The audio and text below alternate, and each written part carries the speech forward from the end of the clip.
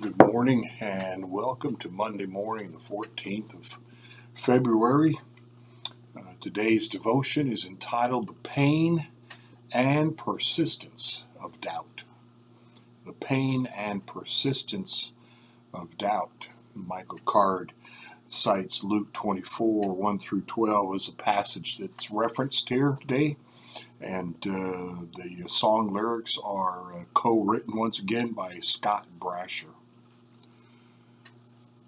In the light of the dawn, at the dawn of the day, as a night that seemed endless was done, in emptiness, in hopelessness, to care for a corpse they came.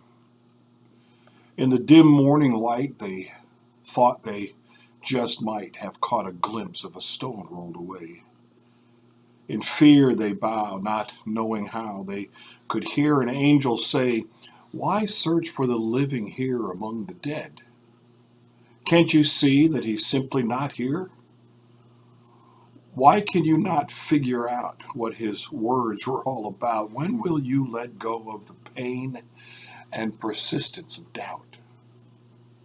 In heart-pounding hope, they ran back from the tomb to tell the impossible truth. Did they succumb to delirium and believe unbelievable news? In our own world or in our own way, we live like this mystery's not true.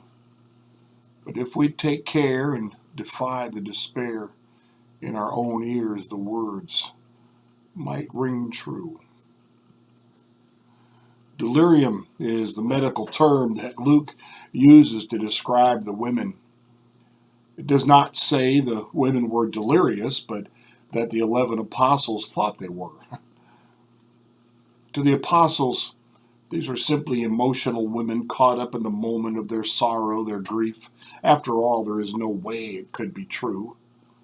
Delirium implies that the women's eyes were playing tricks on them based on a false expectation that perhaps they expected Jesus might really rise from the dead. But it is clear from the text, and this cannot be overstated, they had absolutely no expectation of his resurrection. They had come to care for a corpse. Even after they'd seen that the stone had been removed, no one jumps to the conclusion that Jesus has been raised from the dead. They only assume that someone has stolen the body. There was no expectation, hence no delirium. The stories that surfaced following the resurrection of Jesus of Nazareth give evidence of the persistence of doubt.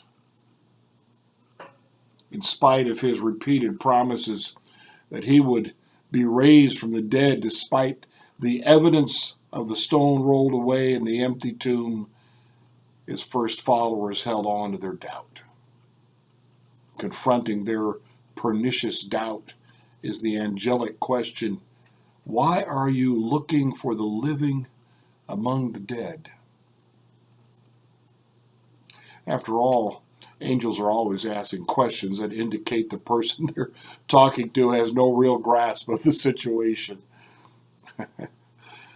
The story of the women outside the tomb is our story as well. Again and again, as we follow Jesus, we come to the realization of what the empty tomb really means.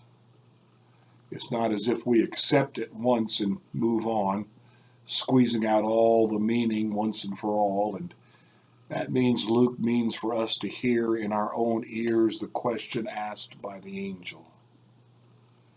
Why do we so often search for the living among the dead? Why do we so often search in the wrong place with our faithless expectations? Why do we keep on expecting to find lifelessness in a place where again and again Jesus has promised new life? That's excellent on this Monday morning. A reminder that the Lord's ways are different from our own, and they're grander, they're bigger, there's nothing impossible in the Lord's ways, but we keep putting the restrictions of our own selves on him. Let's remember today, let's remember every day Jesus Christ has been raised from the dead, and that makes all the difference. Blessings to you today.